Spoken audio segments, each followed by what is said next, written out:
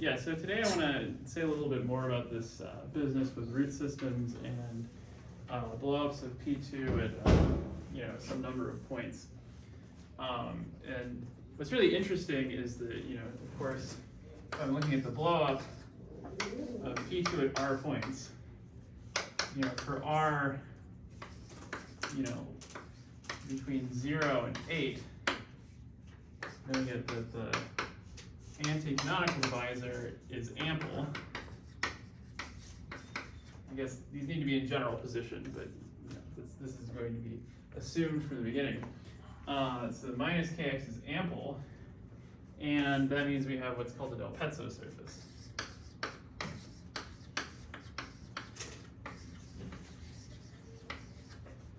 But of course, for r greater than or equal to 9, yeah, and I guess, maybe I should treat r equals 9 differently from.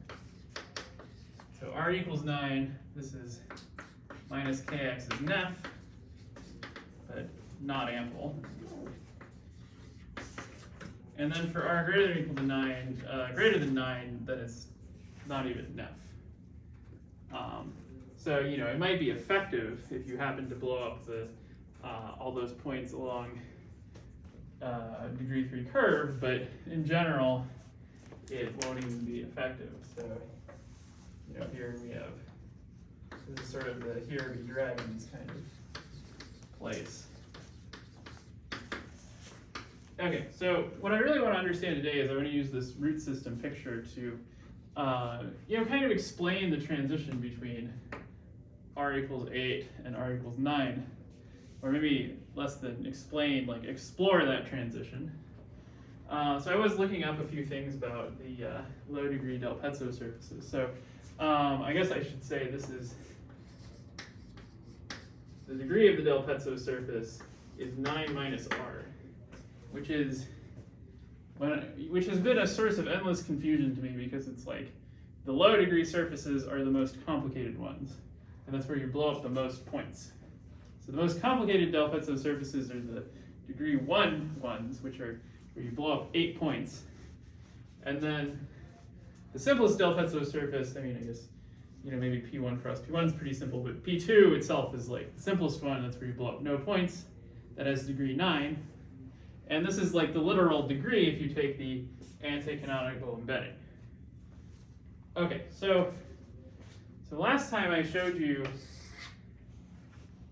a picture, and the idea behind that picture was that I assigned, if you take this variety X and you think about its Picard group, then that's spanned by the classes the pullback of the hyperplane, which we call L, and the EIs, which are the exceptional divisors for each of the blowups. And we want to and so then the Picard group itself is going to be some lattice, and it has an intersection form on it.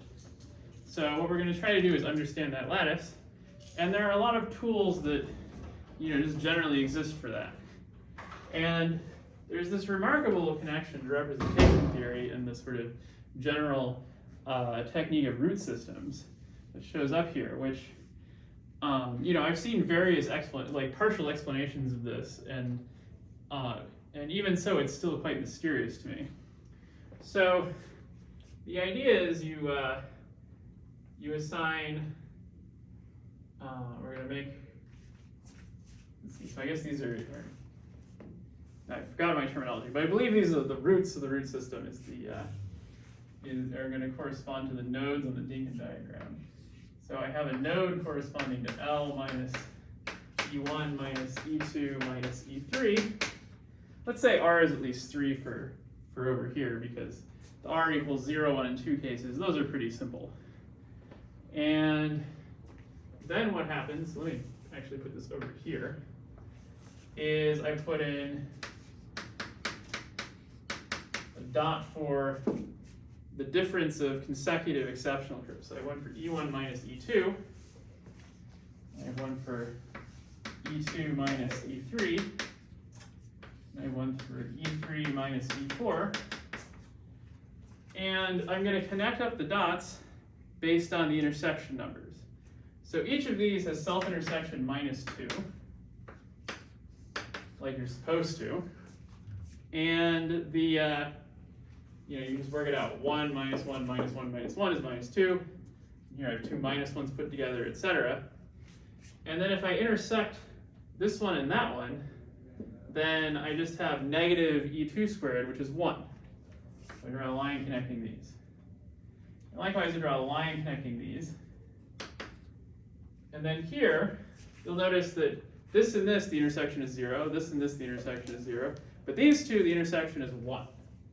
So that's how we get this funny behavior where I have an extra root sticking off. And so what's going to happen is that when I blow up 3 points, I have this picture that's the A2 cross A1 quiver. This is the A4 quiver. So let's see. So let's just note for values of R, and then what graph.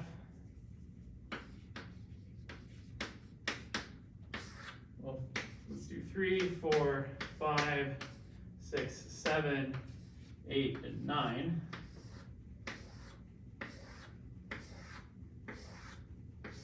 Okay, so for 3, I just cover this node up, and I get A2 cross A1. For 4, I go, well, I have 1, 2, 3, 4. This is A4. And then I just keep extending to the right. So then here I have E4 minus E5. Well, here, I have a fork in my diagram, so that tells me this is a D5. And then as I keep going, I start running into the exceptional. This is E6, and then if I keep extending, so I only have 2 over here, I'm going to get to E7, E8, and then finally the last one gives me the E9, which is not a Dinkin diagram. It's like, I guess it's an affine Dinkin diagram or something like this. So here I'm going to have E6, E7, E8, and then E9, and this guy, I'm going to circle it because it's special. So what's special about this one? Well, you have these, these diagrams, these Dinkin diagrams.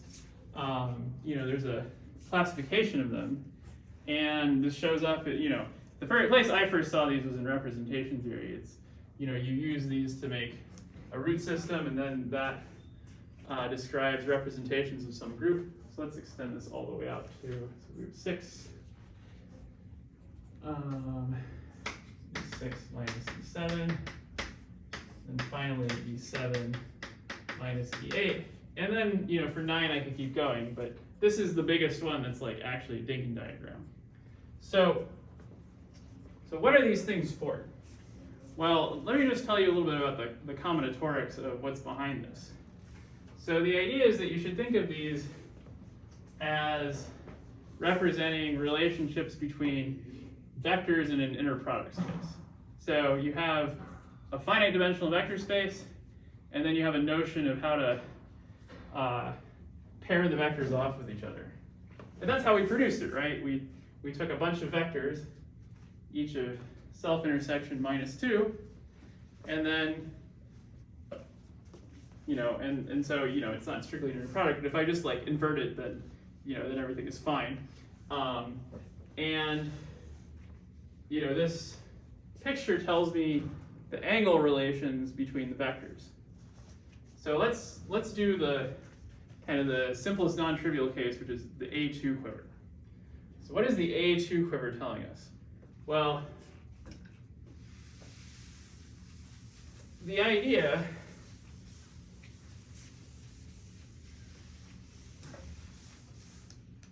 is that, so for A2,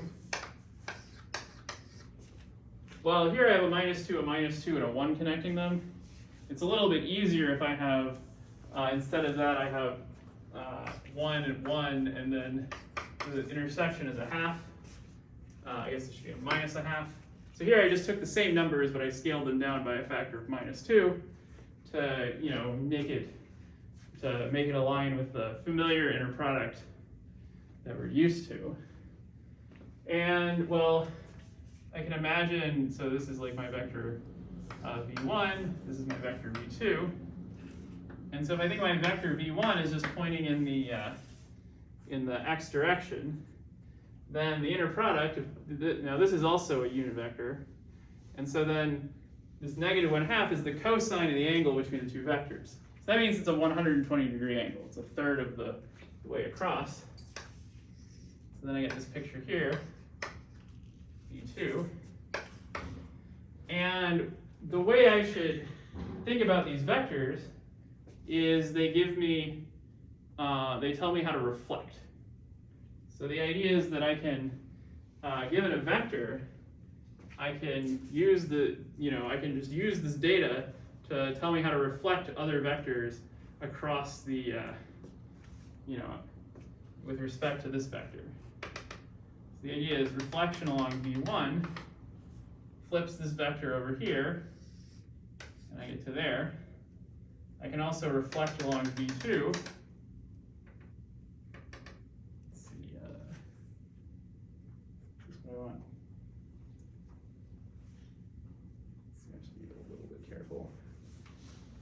I think reflection along v2 should be in this direction. There we go. And then, if I can reflect along v2 to get this, this, and then so you can see that these two reflections generate a group of symmetries of the vector space. And here you can see, well, this is the dihedral group of order 6, which is, of course, isomorphic to the symmetric group on 3 elements. And so the way you can think of that is you can say, well, if I take this vector v1, this vector v2, and then I write v3 is equal to minus v1 minus v2. This is grad class, so I don't have to put hats on my vectors. Then, this group here is going to permute these 3 vectors. Okay, so this is, not so, let's see, what's that? Is that really what's happening?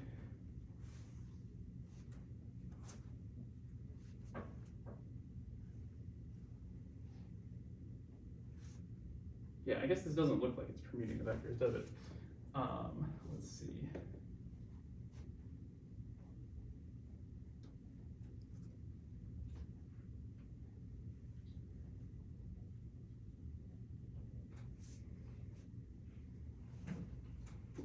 Yeah, let me think here. Maybe what's supposed to be happening is I'm supposed to reflect across this plane and that plane. Let's see. So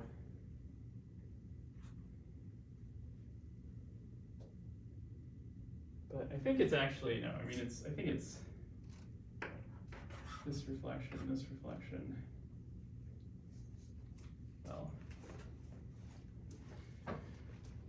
Well, I guess. You can see how there's like how there's like an S3 symmetry in this picture, right? Even though I think I'm kind of giving you the wrong one, perhaps. So I think I know better what's supposed to happen over here. So let's work through what's going to happen for, let's just say the case of, let's pick, well, it's not really going to matter, but let's just see what happens when we're over here. So the idea is going to be that we want to use these, each of these nodes is going to give us a reflection, which will allow us to produce a new -1 curve from an old one. So how's that going to work? Well, we get an action of this reflection group.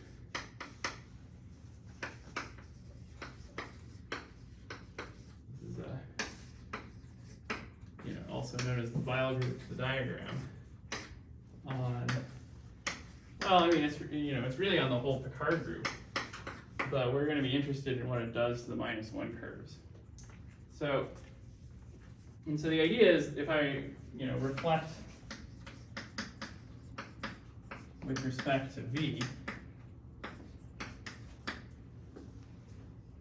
then what's supposed to happen? So if I reflect with respect to V, then I'm supposed to do the following. I'm supposed to, let's see, I'm supposed to have another vector, right, that I'm reflecting. So let's say we reflect a vector w with respect to the vector v. And so what I'm going to do is I'm going to say, well, you know, I want to keep the part that's in the same direction as v. Well, sorry, I want to keep the part that's perpendicular to v, and then the part that's in the same direction, I'm just going to reverse it. So how does this work? Well, the idea is that I'm just going to take, you know, the part that's in the same direction as v, that's w dot v times v, and then I have to divide by v dot v. So this is in the same direction. So I take w minus this, and then I just add the this guy in the opposite direction. So then I'm just going to subtract w dot v times v over v dot v. Okay, but then this becomes pretty straightforward because v dot v is just minus 2. So this becomes a minus 2. And so then this becomes w plus w dot v times v. Okay, so if this is not the right formula, I'm going to find out in just a second. Let's see what it produces. Let's see, so I think I can erase all of this right here. Okay, so let's say we just have a minus 1 curve E1, this is my W, and then my V, let's say it's E1 minus E2. Okay, and so my formula says I'm supposed to take W and add to it the pairing of W with V times V. Well, the pairing of W with V is -1, because I have E1 and E1. And so I have E1 plus negative E1 minus E2, which is E2. Okay, this is excellent because what I get is still a -1 curve. And if I tried this with any of the other V's, you know, with the E2 minus E3 one, the E3 minus E4 one, etc., then I would just, you know, this pairing would be 0 and I would get nothing. You know, I would just get my same W back. Okay, and then, well, what if I take instead,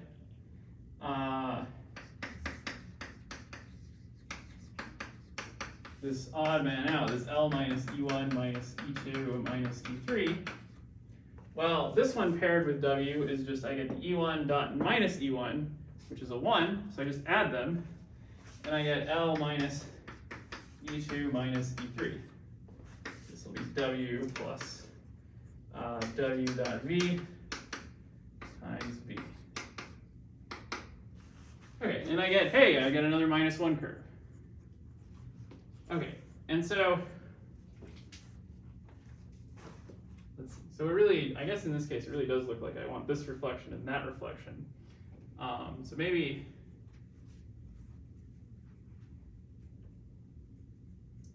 yeah, but I guess this is all right because you can just imagine that I have like a triangle, and then it's like you're just generating the dihedral group of the triangle from 2 reflections. So I've just drawn the wrong thing in terms of the in terms of what's actually the bits of the triangle here. So let's see. So I guess if I want this to be my triangle, I want something like, well, I should really use like another color here, but I have this and this. And then you can see this axis, I can reflect the triangle along. This axis, I can reflect the triangle along. And then this is the permutation of, you know, 1, 2, and 3. It'll permute the vertices of the triangle by doing these reflections. Okay, so yeah, so hopefully that is correct. Okay, but so now you can see how this picture relates to the -1 curves.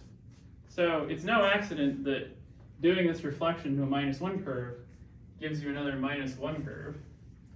Well, let's just, let's see. So let's write the formula up here so that we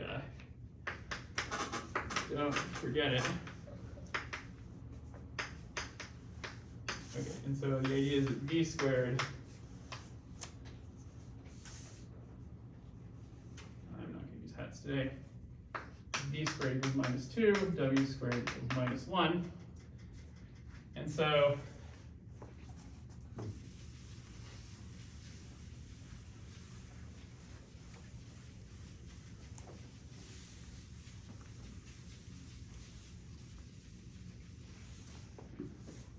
what's the picture here? Well, I take w plus w dot v times v, and then I dot this with itself.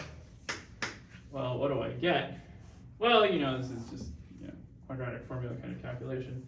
So then I get w squared plus w dot v squared plus w dot v times squared times v squared. Let's see, I guess there should be a 2 here. Yeah, just by the usual, squaring sum binomial formula. And hey, if you look at this, I have a 2 here, and a -2 here. So I work it out, I get this is w squared. So if I started with a -1 curve, I get a -1 class at least. Okay. So now the question becomes, okay, why is this actually a -1 curve?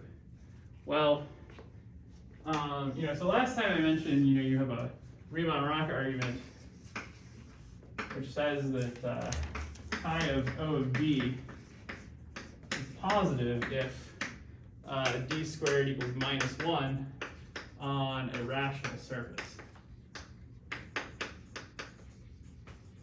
So this is just a Riemann-Roch calculation. And, well, the point here is that, you have to show that H2 is 0, and then you can conclude there's a section. And the reason H2 is 0, well, in the case where we're looking at here, I would want to say, well,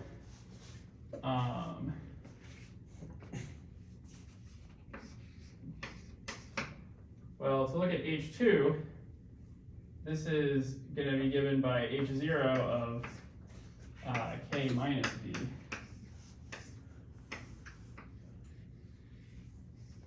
But then the point is you can rule out this having sections.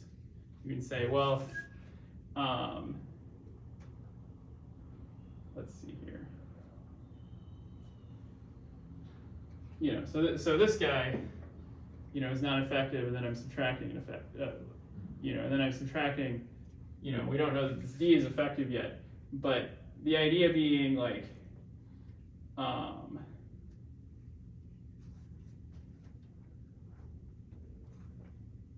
sorry, I had this argument worked out, and now I've forgotten it.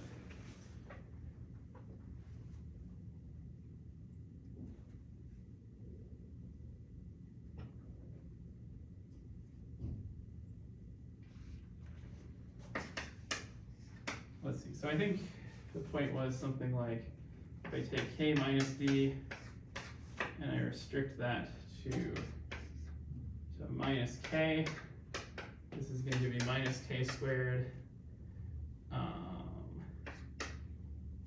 and then this should be minus d dot minus k, which should be k restricted to d, which should be -1, because d is a -1 class. And then, the idea being like, as long as k squared is like, so if k squared is negative, then you've just completely,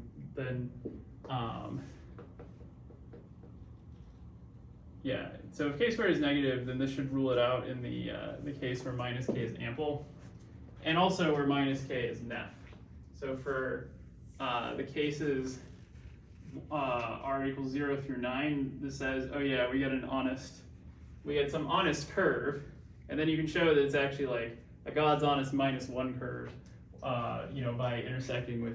by noting that it is intersection 1 with the ample class of the canonical divisor. let's see. So when you make r bigger than 9, this argument doesn't work anymore. But I think what I was trying to do was to say, okay, well, if you assume all the points that you're blowing up lie along a cubic curve, then something like this argument should work.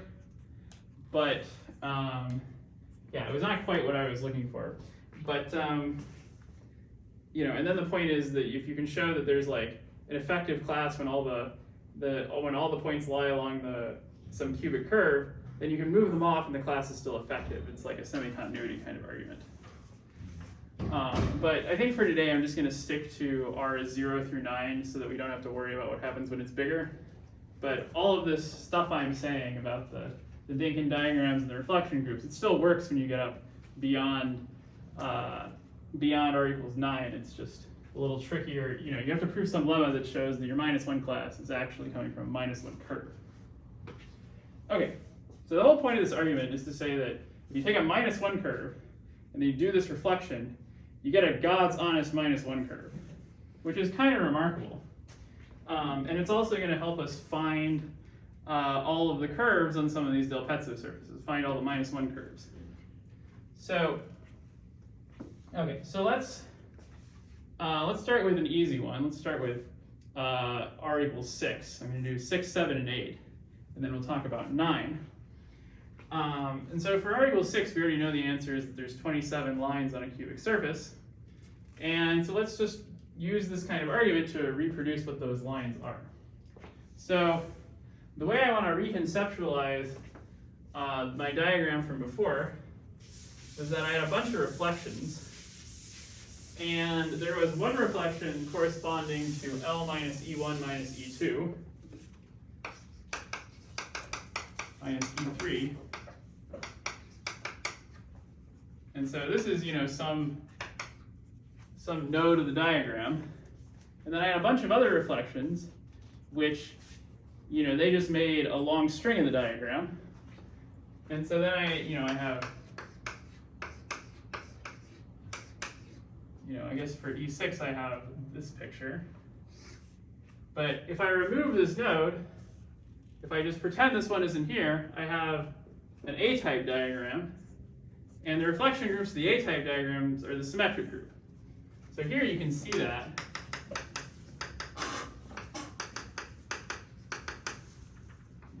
Etc. Because what do each of these do? Well, they transpose E1 and E2, transpose E2 and E3, etc. So these are just the transpositions and on the letters, 1 through 6. And so this part of the diagram gives you the symmetric group. And so then you have the symmetric group plus another reflection that does something else.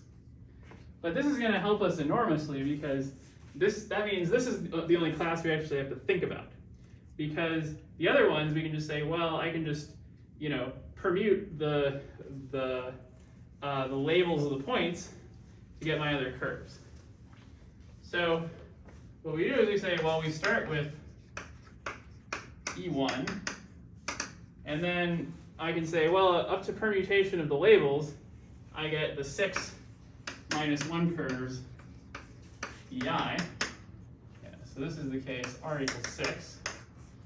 And then if I take E1 and apply L minus E1 minus E2 minus E3, well, I just take the dot product and I get a 1, and then I add one copy of this to that. And so this gives me L minus E2 minus E3. And then I can just say, well, after permutation, there's 6 choose 2 is 15 of these.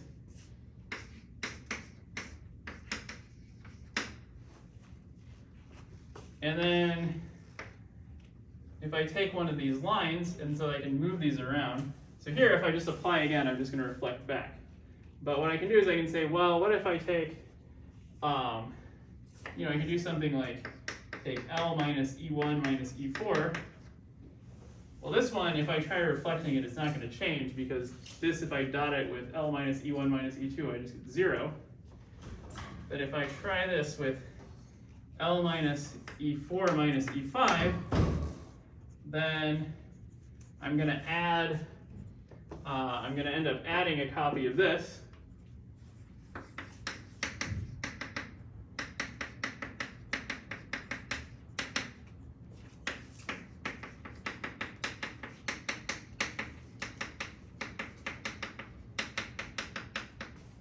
So this gives us 6 conics.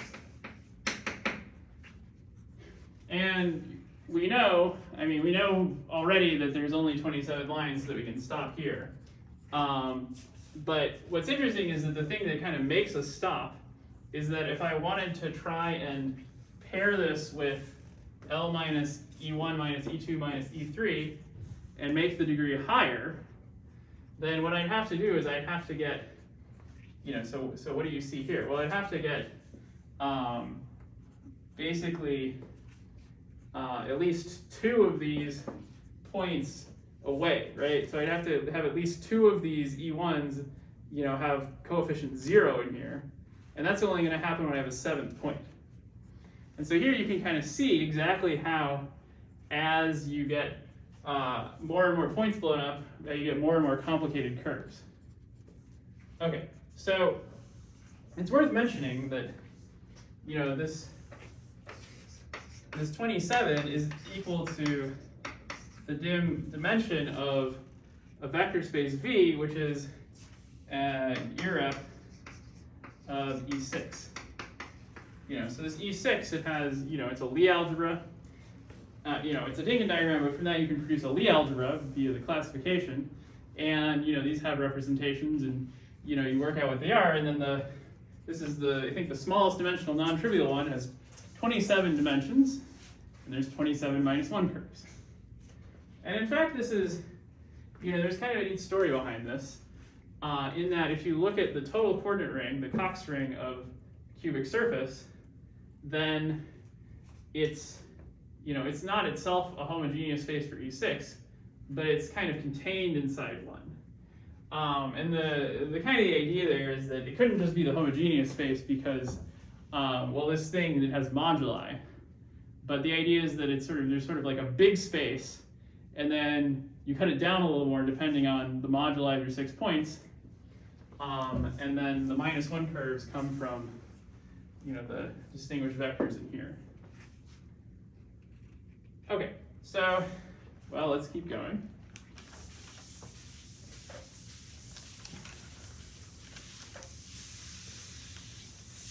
So what different thing is allowed to happen when r equals 7? So when r equals 7, you've got, so you can look at the case where you have 2L minus E3 minus E4 minus all the way up to E7. So this is 5 points. And then if I dot that with my class L minus E1 minus E2 minus E3, then I get 1. So that's 2 minus 1 is 1. And so then if I add that on, I get 3L minus E1 minus, so I get E1 minus E2 minus 2 E3 minus, E4 all the way up through E7. And so here, once I get to 7 points, I start getting nodal cubics that are nodal at one of the blown up points. And and so this is the new thing that you get.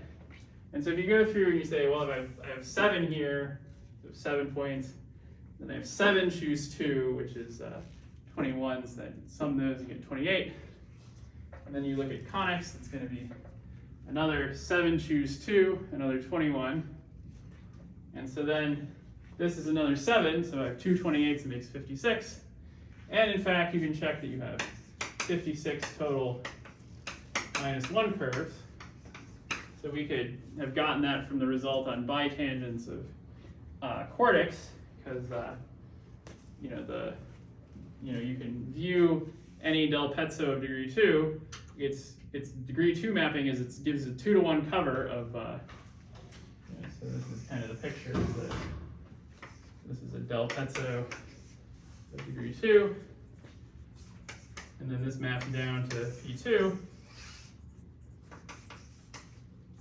and then the branch locus as degree 4. And the way you get a -1 curve up here is that they come in pairs. You know, you can note here that that for every -1 curve like this, you can add a -1 curve like that and get the anti-canonical divisor. Likewise, these guys as well. And so, you know, the pullback of a line down here is an anti-canonical divisor here, and it splits into two pieces like this if it was covering a bitangent. So here we have 28 bitangents, and here we have 56 -1 curves. Yeah, and you know, there's lots of it. You know, there's a whole story here with, for one, that to get the bitangents of the quartic, you know, there's this thing with theta characteristics and all that. You know, it's, you know, because this is a canonically embedded curve, these bitangents are kind of intrinsically come from the curve. And then, you know, so then there's also this, you know, this back and forth between 7 points and P2 gives you one of these, and then it's like, but that should also give you a curve like this, this degree 4 curve, which is genus 3. And, you know, there's kind of a whole bunch of stories you can tell about this. But I'll just add that a similar thing that happens with E6 happens here for E7, that this 56 is the dimension of some V E7 era.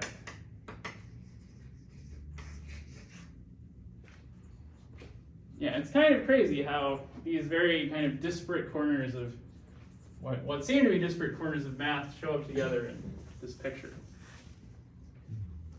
Okay, so I had hoped to get up to 9 today, but I think we have like 13 minutes left.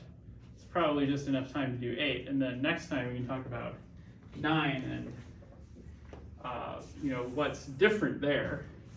And in fact, nothing is different. It's just that the group has become big enough that it's infinite.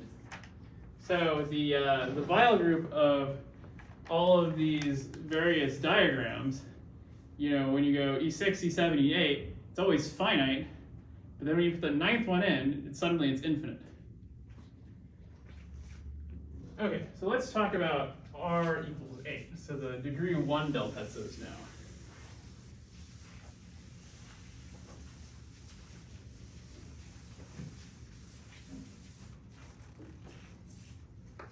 Okay, and so we get all of the different types of curves we had before. So we certainly get 8 exceptional curves from just the blow up. We get 8 choose 2, which is 28 L minus E1 minus E2.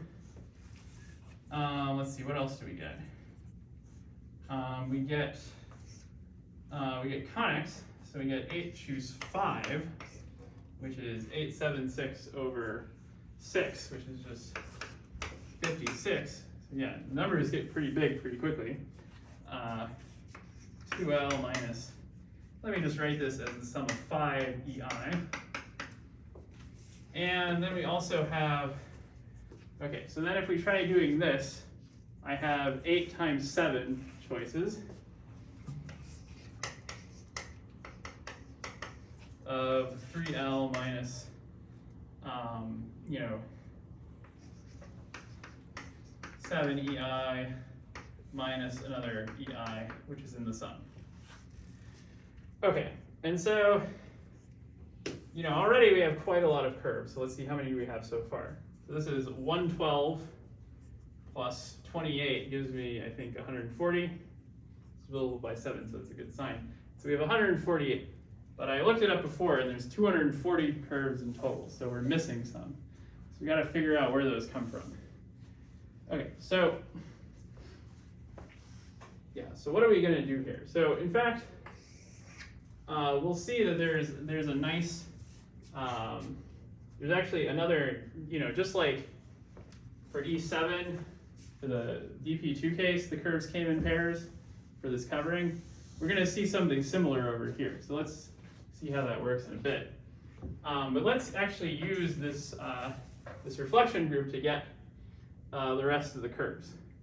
Okay, so what can we do here? Well, so let's see. So there's a couple of things we can do. So one is that we can finally, now that we have 8 points, take a conic and kind of scooch all the points to the last 5. So I can take 2L and then just subtract, the sum from 4 to 8, EI. And this guy, if I pair it with that class, I get a 2. So I add 2 copies of that class.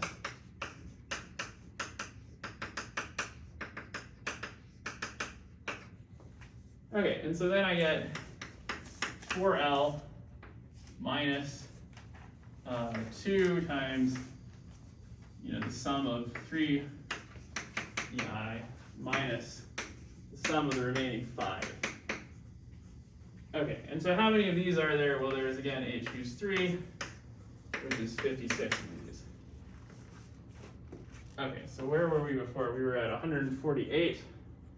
So now if I add 56 to 148, that should be like 204 or something. Sounds about right. Okay, and then I think I'm missing 36 of them. Okay, so already, I mean, this is pretty remarkable because actually, like, going through and trying to confirm that there are curves like this on your surface is not so easy, actually, because normally when you're trying to show that you have a curve like this, you say, okay, well, I can say, well, I have general points, so the conditions that it passed through this one, and that one are independent. But you lose that independence once you're talking about passing through to a higher order. Like, suddenly, that argument doesn't directly work anymore, so you have to try something different. That's one of the nice things about this Weyl group business, is it cooks up a nice curve for you, even when it's like kind of hard to see that a curve like this has to exist. But really, through any 8 points, it turns out that any 8 general points, it turns out you have a degree 4 curve, which is doubled at 3 of the points and passes through the other 5. And then you think about it, oh, that curve is genus 3, and so it has the 3 singular points. Once you blow those up, it's a rational curve, and you can check the class is -1. Is that you have a 16, -4, -4, -4, and then -5 more. It's a -1 curve. Okay, so our running total, now we're at 204. So what's left? Well, the idea is you just kind of keep trying to do this sort of thing. So the next one, there's going to be multiple ways of kind of getting at this, but so one thing you can do is you can arrange this. So right now, what do I have? I have that I have 4, and then this is going to be -6. But if I had 4 minus just 3, then that would add one more. That would boost me up by 1. The idea is if I take 4L minus E1, the sum from I equals 1 to 5 minus 2 times the sum from 6 to 8, and then I do my pairing thing again, then I'm going to be able to add L minus E1 minus E2 minus E3, and it's the same business as before. I get 5L minus so now I have 2 times the sum through 6 points minus the other 2 E's. Okay, and then this is H choose 2, another 28. So we're getting up there. We have 204 plus 28 is, I guess, 232. And so here I have, again, this is degree 5 curves, which are double at 6 points, and already it's getting kind of quite complicated. But again, this is supposed to be a genus. Yeah. So then this is a genus 6 curve, and then you blow up the 6 double points, and so it is genus 0. Okay. All right, and so, again, you can say, all right, well, I have 5, and then, if I arrange these so that E1 and E2 are the ones with just a single 1, then, I can again add L minus E1. So you can imagine if I have 5L minus E1 minus E2 minus 2E3 minus, and then, 2 times the rest of the guys, plus L minus E1 minus E2 minus E3, then this gives me 6L minus 2 times the sum of all the EI minus, in this case, E3, but it could be any of the E's. And that gives me 8 curves. And so at last I had 232, this is 8. And so in total I have 240 minus 1 curves. Okay, and then at this point you stop. And you can tell that you stop because if I try to wiggle these coefficients around, I can wiggle, the one with the coefficient 3 away from the first 3. But at that point, reflecting across L minus E1 minus E2 minus E3 is not going to do anything. It's preserved by that reflection. So, so you can kind of think, oh yeah, in terms of this reflection group, I can stop. I guess, I haven't really proved that the reflection group gets you everything, but it actually does, and, at least for these Del Pezzo surfaces. I think it does actually in general for a lot of these kind of blown up surfaces, but I forget why, and I think that might be pretty difficult to prove.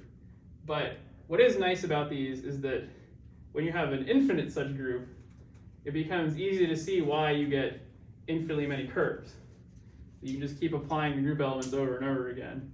And, you might have an infinite stabilizer, but you can end up showing that, in fact, we will show next time, that this leading term, the degree of that keeps going up and up and up. Okay, so the other thing to notice about this is that there's, just like for the 7 case, there's a nice pairing on these. Namely, that if you add this one and this one, or you add that one and that one, this one and this one, or 2 of these well chosen, then you get twice the anti-canonical divisor. So the minus 1 curves, they have this property that if you look at the twice the anti-canonical map, which the anti-canonical map is not very interesting because it only has degree 1, and in fact it just gives you a fibration into elliptic curves. But if you want to get a more interesting map, you take twice the anti-canonical one, and there you see that the sections of this line bundle in many places break apart into pairs of minus 1 curves. But it's a pretty complicated pairing of minus 1 curves in that, so for example, let's see, if I intersect like this one and the corresponding that one, I should get 5 minus 1 is 3. I guess they're all supposed to intersect. Yeah, and likewise for this one, that one, the biggest coefficient is 3. So you have these pairs of curves and they intersect in 3 points. Okay, so I think I should stop here for today. The last thing I want to say is that you do in fact have an E8 representation of dimension 248. So you're like, wait a second, these are different. But the idea is that if you look at the root system, then these are all like the roots of it, and then at the center of this is like, this might be the adjoint rep, I'm not sure. I don't really know my representation theory of exceptional groups very well, unfortunately. But there is at the center, you have some multiplicities of representation, and I believe it actually has multiplicity 8 there. And you can think of that as corresponding to the twice the anti-canonical class sitting in the center. Okay, I should probably stop here because we're out of time. So next time I'll talk about what happens when r equals 9, and we'll see that you actually get infinitely many -1 curves. This process, it just keeps going up and up and up, and you get more and more higher degree curves.